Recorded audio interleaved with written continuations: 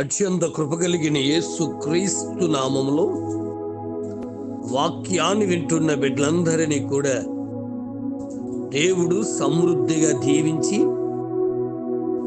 ఆశీర్వదించును గాక. ఆమేన్. ప్రియ దేవుని బిడ్డలారా, అందరూ ఎలాగున్నారు? బాగున్నారు కదూ? ఉదయమే లేచి ప్రార్థన చేసుకున్నారా? పరిశుద్ధ గ్రంథాన్ని చదివి ఉన్నారా? బిడ్డలారా, ఈరోజు ఆదివారం మీ పనులను త్వరగా చక్కపరుచుకుని సమయానికే దేవుని మందిరానికి వచ్చి, సమయానికే కాదు, సమయానికన్నా ముందుగానే మందిరానికి వెళ్ళండి. దేవుడు తన కృపను మన పట్ల విస్తరింప చేయాలంటే మనం ముందుగానే దేవుని మందిరానికి వెళ్ళి ముందుగానే దేవుని ఆరాధించినప్పుడు దేవుడు మనల్ని కరుణించి వాడై ఉన్నాడు. అనేక ఇబ్బందులు, అనేక కష్టాలు, అనేక శ్రమలు వచ్చి ఉండొచ్చు, కానీ దేవుడి కరుణ, దేవుని కనికరం మన మీద ఉంటే బిడ్డలారా, ఆయన మనలను గొప్ప చేయవాడే ఉన్నాడు. ఉదాహరణ చెప్తున్నాను. ఆదికాండం 43 అధ్యాయం 29వ వచనంలో అనేక శ్రమల నుండి, కష్టాల నుండి విడుదల పొందినటువంటి యోసేపు గారు మహారాజుగా, ప్రధానిగా ఐగుప్తు దేశాన్ని పరిపాలిస్తూ ఉన్నాడు. అక్కడికి అన్నలు వచ్చారు. అన్నలు వచ్చిన తర్వాత మరి తన తమ్ముడైనటువంటి బెన్యామీను చూసి, మరి మీకు తమ్ముడు అన్నబడుతున్న బిడ్డ ఈయనేనా అని చెప్పి బెన్యామీను దగ్గర తీసుకుని ముద్దు పెట్టుకుని ఏడ్చి కంట్రోల్ చేసుకుని అన్నాడు కదా, దేవుడు నిన్ను కరుణించును గాక అని పలుకుతున్నాడు తన తమ్ముడైన బెన్యామీను చూసి. ఏమండి, దేవుడు నిన్ను దీవించుగాక అనొచ్చు, దేవుడు నిన్ను అలా చేయొచ్చుగాక అనొచ్చు, కానీ యోసేపు గారు ఎందుకు ఆ మాట పలికారు అన్నప్పుడు మనం ఆలోచన చేస్తే బిడ్డారా, దేవుని కనికరము, దేవుని కరుణ మన మీద ఉంటే వచ్చే లాభాలు ఏమిటో తెలుసండి. సంఖ్యాకాండ గ్రంథం 66 అధ్యాయము 25, 26 వచనాలు చూస్తే దేవుడు తన కరుణ మన మీద ఉంటే మనకు, మన కుటుంబాలకు, మన బంధువులకు, మన మిత్రులకు సమాధానం కలుగుతుంది. ఈరోజు ఎక్కడ చూసినా సమాధానం లేదండి. భార్యకు భర్తకు మధ్య, పిల్లలకు తల్లిదండ్రుల మధ్య, అత్త కోడళ్ళ మధ్య, కుమార్తె తల్లి మధ్య, బంధు మిత్రుల మధ్య, ప్రక్కవారి మధ్య, తోటి సహోదరుల మధ్య ఏమి లేకుండా పోయిందంటే సమాధానం లేకుండా పోయింది. దైవ జనాంగమా, ఆలోచిస్తున్నారా? ఈ ఉదయకాల సమయంలో నా దేవుడు నీకు సమాధానం ఇవ్వడానికి, నిన్ను కరుణించడానికి ఇష్టపడుతున్నాడు.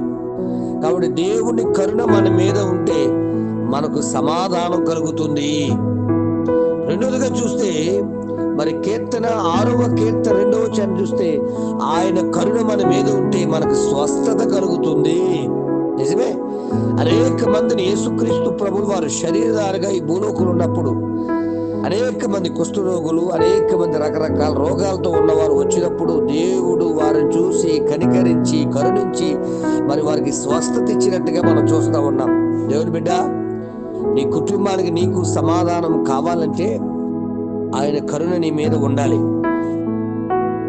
నీకు, నీ కుటుంబమునకు ఆరోగ్యము కలిగి ఉండాలంటే, నీకు స్వస్థత కలిగి ఉండాలంటే ఆయన కరుణ నీ మీద రావాలి. ఇక చూస్తే 30వ కీర్తన 10వ వచనం మనం చూసినప్పుడు ఆయన కనికరము, ఆయన కరుణ మన మీద ఉంటే ఆశ్చర్యకరమైన సహాయం దేవుడు మనకు అనుగ్రహిస్తూ ఉంటాడు. బిడ్డ, ఆలోచిస్తున్నారా? దయచేసి 1 సమాధానం కలుగుతుంది, 2 స్వస్థత కలుగుతుంది, 3 సహాయం కలుగుతుంది. మరి నా ప్రియ దేవుని బిడ్డ, మనం దేవుడు ప్రేమించి ఆయన ఆజ్ఞలు గైకుంటే ఆయన నీ చేయి విడిచిపెట్టడమా?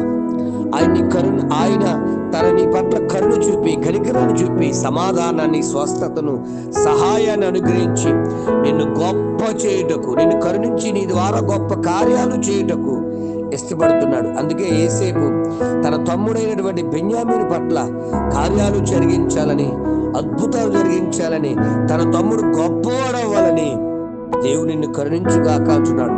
అదే మాట మీకు నేను పలుకుతున్నా. దేవుడు మిమ్మల్ని కరుణించి సమాధానమును, స్వస్థతను, సహాయమును మన కుటుంబాలకు దేవుడు అనుగ్రహించును గాక. ఆమేన్. తండ్రి నీకు స్తోత్రాలయ్యా. ఈ ఉదయకాల సమయంలో అయ్యా నీ కనికరము కొరకు నువ్వు చూపితే అయ్యా మేము బాగుపడతాం, మీరు కరుణిస్తే మేము సమాధాన పడతాం, మీరు కరుణిస్తే మేము స్వస్థపడతాం, మీరు కరుణిస్తే మీ సహాయాన్ని పొందుకుంటామని ఆశతో ఎదురు చూస్తున్నాను. బిడ్డను మీరు దర్శించండి, రక్షించి, నడిపించి, స్థిరపరిచి, బలపరిచి, అభిషేకం ఇచ్చి, ఆశీర్వాదం ఇచ్చి, మేలుతో నింపి నీ సన్నిధిలో వాడుకోమని, వర్ధలింప చేసి భద్రపరచమని, మీరు అక్కడ సిద్ధపాటు, మీరు అక్కడ అభిషేకం, మీరు అక్కడ కాపుదల, మీరు అక్కడ సన్నిధి, అభిషేక ఆశీర్వాద దీవెనలు కుమ్మరింప చేయమని, ఇగో ఆదివారం ఆరాధనలో అయా పనులు కల్పించుకుని ఆగిపోయేవారుగా కాక నీ సన్నిధిని వెతికి, నీ సందులో ప్రార్థించి, నీ సందులో మీరు ఇచ్చే ఆశీర్వాదాలు పొందుకునే కృప దయచి నడిపించమని, బలపరచమని, వర్ధలింప చేయమని యేసు నామమున అడుగుచున్నాను తండ్రి. ఆమేన్. ప్రార్థన అవసరం కొరకు నా సెల్ నంబర్ 9866958571. ప్రభు కృప మీకు తోడుగా ఉండును గాక. ఆమేన్.